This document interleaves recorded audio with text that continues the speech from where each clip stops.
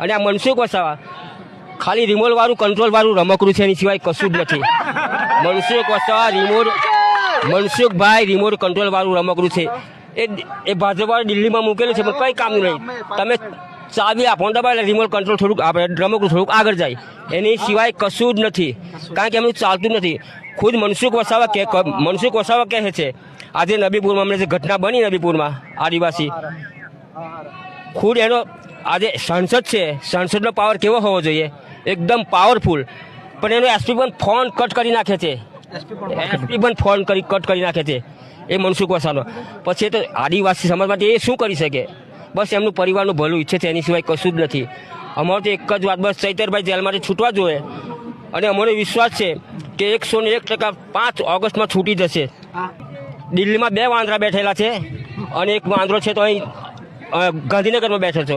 એક કાન દાબેલા છે, એક આંખ દાબેલી છે, એટલે મોઢું દાબેલું, કશું દેખાય. કરો ભ્રષ્ટાચાર, કરો ભ્રષ્ટાચાર, કરો ભ્ષ્ટાચાર.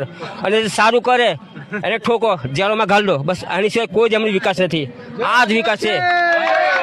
કેમ નરેન્દ્ર મોદી છે તો આંખો દાબી એટલે કશું દેખાય જ ના, અને અમિત શાહ છે એટલે કાન દાબી એટલે કંઈ સંભળાય જ ના, અને અહીં છે તો પેલા મોડું બોલવું જ નહીં, કારણ કે ચાલતું જ નહીં. ખાપરના 2 છોકરા, બધું ખાપરના 2 સાપોલિયા આજે 72 કરોડનું કરી નાખ્યું. બચ્ચું ખાપરના 2 સાપોલિયોએ 72 કરોડનું કરી નાખ્યું. આજે રોડ બનાવ્યો, પણ જનતાને દેખાય છે કે કાંકરી પણ નથી નાખી, અને બારે બાર વગર બધું કરી નાખ્યું, અને પૈસા ખાઈ ગયા. એ બધું બહાર, એ ચૈતરભાઈ વસાવાએ બધું બહાર પાડ્યું મનરેગા યોજનામાં કે આ કૌભાંડ થયા છે, બધા પૈસા ખાઈ ગયા છે. તે એના હિસાબે સંકલનની મિટિંગમાં એમને બોલે બહાર 25 ગાડીઓ હતી. ચૈતરભાઈને ખુદ ખબર નથી કે મારા સાથે શું થવાનું છે. બહાર ભાજપવાળાએ 25 ગાડી મંગાવી લીધી, પોલીસવાળાની 25 ગાડી બહાર મંગાવી લીધી.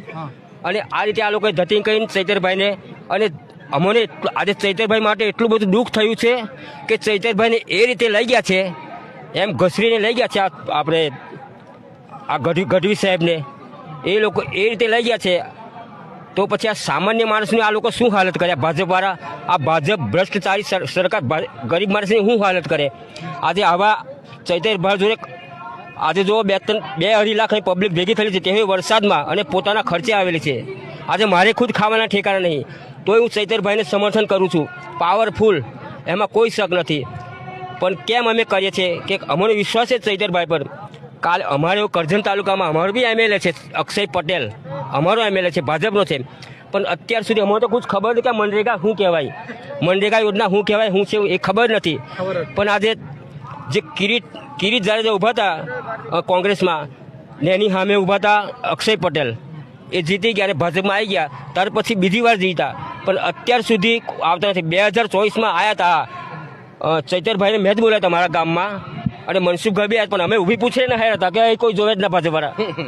અમે ને હારેલા છે. મનસુખભાઈને ના આવડે ના હારે, એ કંઈક અમારું કામ છે. અહીંથી ઉપરો ભાથીથી મારી દેરી છે અમારી આરોદ ગામ, ત્યાંથી નથી. હવે તમારું કામ જ નથી, એટલે આવવાનું બી નહીં, અમારા કામમાં નહીં. અને આ કોઈ વિકાસ નથી. બસ અત્યાર સુધી ભાજપવાળાએ પોતાનો વિકાસ કર્યો છે, એના કુટુંબનો વિકાસ કર્યો છે, એમના પરિવારનો વિકાસ કર્યો છે, એની સિવાય કશું જ નથી. બસ ગરીબ કુટુંબનો વિકાસ. અને આ ભાજપની સરકાર એવી છે, જે ગરીબ માણસ હોય વધારે ગરીબ થતો જાય છે, અને જે પૈસાવાળા છે વધારે પૈસાવાળા થતા જાય છે. બાકી કશું જ નથી. નરેન્દ્ર મોદી પરિવાર કે પણ કશું જ નથી. ત્યાં શું છે દિલ્હીમાં